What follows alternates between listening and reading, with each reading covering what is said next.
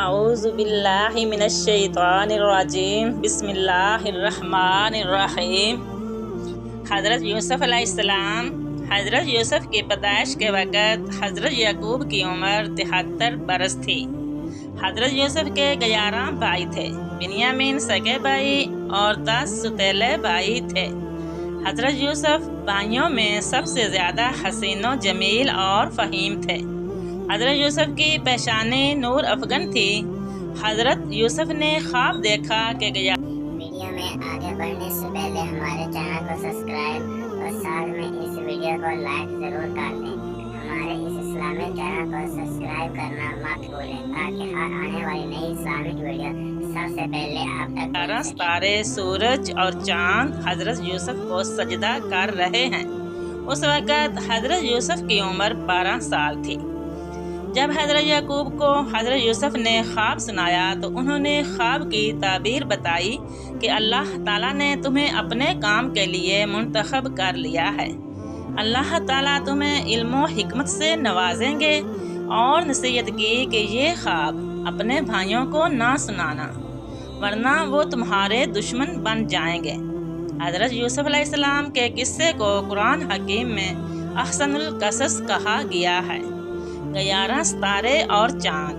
حضرت یوسف نے اپنے والد حضرت یعقوب سے کہا، اے میرے باپ، میں نے خواب دیکھا ہے کہ 11 ستارے اور سورج اور چاند مجھے سجدہ کر رہے ہیں۔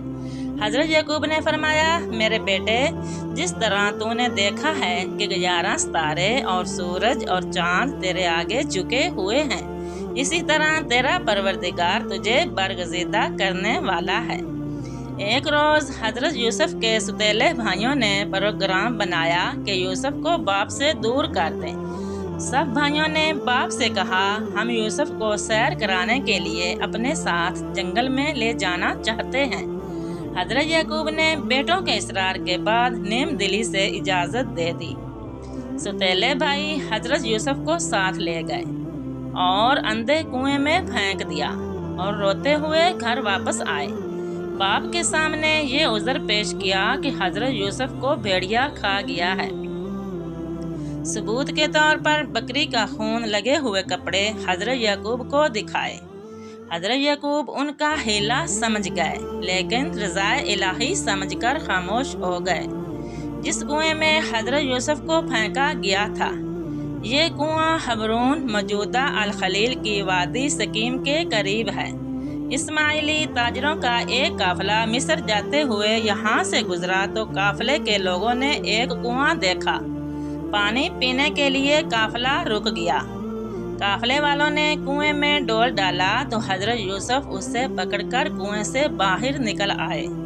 تاجر آپ کو ساتھ لے گئے اور مصر کے بازار میں نیلام کر دیا۔ عربی نسل عمالق جو 2000 قبل مسیح میں فلسطین اور شام سے آ کر مصر پر قابض ہو گئے تھے۔ اس وقت حکمران تھے اوپوفیس نامی بادشاہ تھا۔